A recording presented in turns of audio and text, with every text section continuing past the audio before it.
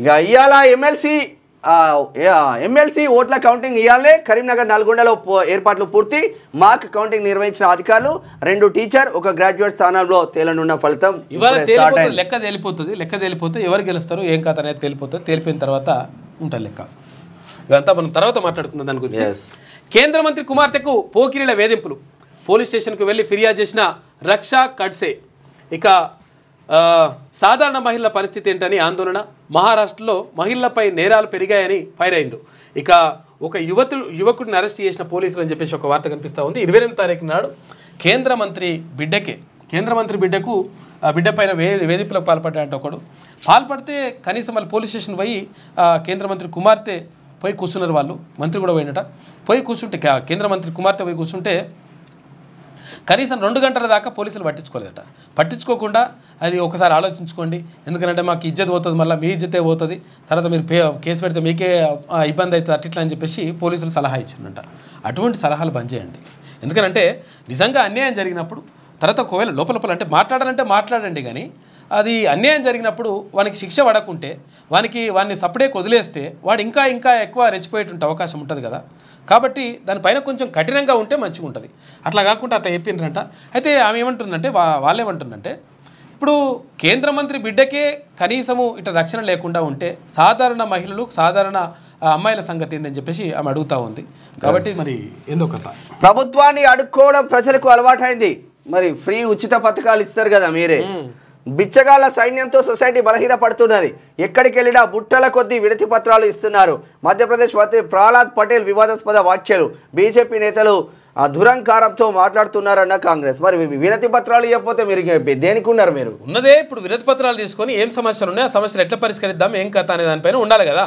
మీరు ప్రజాప్రతినిధిగా ఎన్నుకున్నదే అందుకాయ. మరి అందుకు ఇప్పుడు అది కూడా ఇవ్వకపోతే ఇంకేం లాభమిగా? అడ్డం దిడ్డం ఇస్తున్నారు. ఇటు కాంగ్రెస్ ఇస్తుంది, అటు బీజేపీ ఇస్తుంది. ఢిల్లీలో ఏమి ప్రతి మహిళకు 2500 బీజేపీ ఇస్తా అన్నది. ఈడ అమలైంది కాంగ్రెస్, ఆడ అమలవుతుంది బీజేపీ. ఉక్రెయిన్లో శాంతి కోసం డీల్ రూపొందిస్తాం. ఇక బ్రిటన్ ప్రధాని కీర్ స్మార్ట్మర్ ప్రకటించిండు. ఫ్రాన్స్ ఉక్రెయిన్తో కలిసి ఒప్పందం సిద్ధం చేసి ట్రంప్కు అందిస్తాం. రష్యా మళ్ళీ దాడి చేయకుండా గ్యారంటీ ఉండాలి. ఉక్రెయిన్కు యూరోప్ అండగా నిలవాలని చెప్పేసి పిలుపునిస్తూ ఉన్నారు. అయితే ఇక్కడ ఏమైందంటే అసలు యాక్చువల్గా ఇక్కడ మొన్న డొనాల్డ్ ట్రంప్ అంటే అమెరికా అధ్యక్షుడికి తర్వాత ఉక్రెయిన్ అధ్యక్షుడు మధ్య జెలెన్స్కీకి మధ్య ఒక వాగ్వాదం జరిగింది కదా. ఈ నేపథ్యంలో అమెరికా మరి సాయం అందిస్తుందా అనుకున్నప్పుడు అమెరికా సాయం అవసరం లేదని చెప్పేసి అనుకున్నటువంటి సందర్భంలో యూరోప్లో ఉన్నటువంటి ఫ్రాన్స్ కానీ తర్వాత ఇక్కడ బ్రిటన్ కానీ మిగతా దేశాలన్నీ కూడా మేము 100% మీకు ఉక్రెయిన్కి సహాయం అందిస్తాం, తర్వాత మేము అందరం కలిసి పనిచేద్దామని చెప్పేసి అనుకుంటున్నారంట.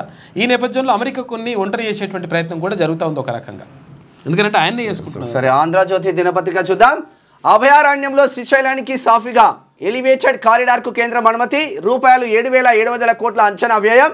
బ్రాహ్మణపల్లి నుంచి దోమలపెంట వరకు 30 అడుగుల లోతులో 62 కిలోమీటర్ల నిర్మాణం పూర్తయితే 24 గంటలు రోడ్డుపై వాహన రాకపోకలకు అనుమతి. అయితే సాఫీగా వెళ్ళడానికి ఎలివేటెడ్ కారిడార్ నిర్మిద్దామని చెప్పేసి అనుకుంటున్నారంట. ఇది నిజంగా ఒక మంచి పరిణామం. అది నిజంగా జరుగుతుంది. ఎందుకంటే అసలు యాక్చువల్గా ఇప్పుడు అంటే చాలామందికి అంటే కొంతమందికి అక్కడ శ్రీశైలం వెళ్ళే వాళ్ళకి తెలుస్తుంది, వెళ్ళిన వాళ్ళకు.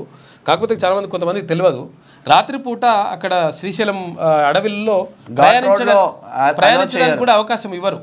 ఎందుకనంటే అక్కడ పులులు సింహాలు తర్వాత ఇక్కడ క్రూరమైనటువంటి మృగాలు తిరుగుతాయి కాబట్టి అక్కడ అభయారణ్యం ఉంటుంది కాబట్టి వాటి ద్వారా ప్రమాదం ఉండేటువంటి అవకాశం ఉంటుంది. కాబట్టి ఇప్పుడు తిరగడానికి 24 గంటలు తిరగడానికి అవకాశం లేదు.